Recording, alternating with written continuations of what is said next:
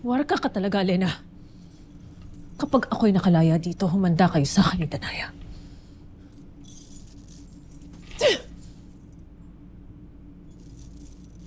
Kawal, maaari bang tawagin mo ang aking kapatid na Hara? Nais ko lamang siya makausap. Kawal. Ashtadi! Wala bang susunod sa inyo sa aking utos? At bakit naman nila susundin ang iyong utos, Hagorn? Oo nga. Mira, anak.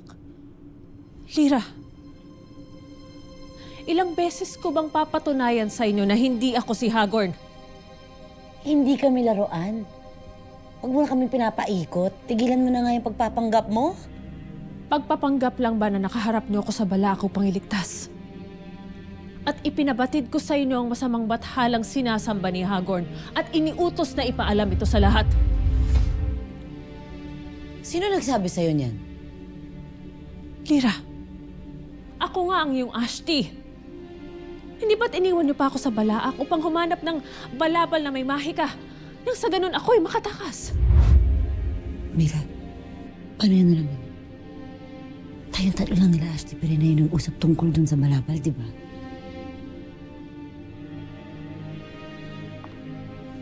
Patay na ang aking Ada. Hindi ba't winakasan mo na ang kanyang Iftre, Hagorn?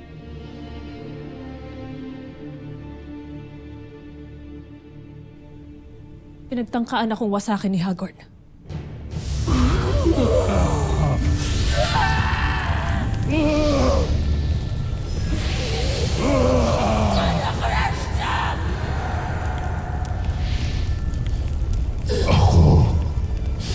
Bahala kay Mira at kay Tambara.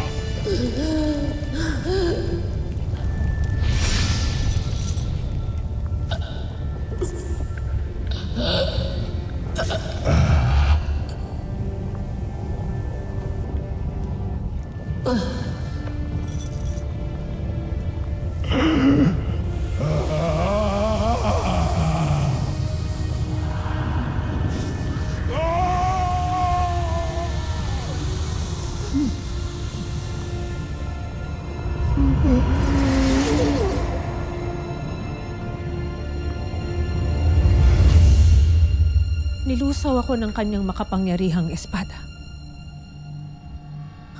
Akala niya'y nawasak niya ako. Ngunit ginamit ko lamang ang aking kakayahang magbago ng anyo.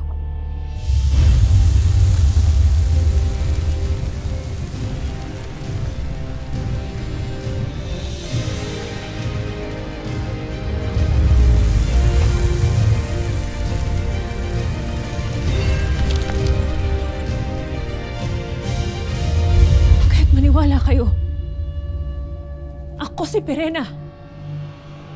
At isang kahangalan, ipiit ako dito habang ang tunay na Hagorn ay malaya na at gumagawa na ng mga hakbang laban sa ating lahat. At kay kikitid ng inyong mga utak kung hindi nyo naiisip yan.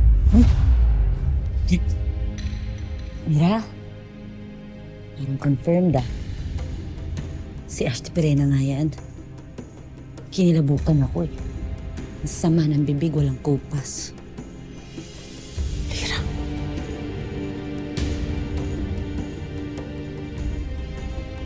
Ano pa ang nang hinihintay? Gumawa na kayo ng paraan upang makaalis na ako dito. Ano ba? Sandali lang.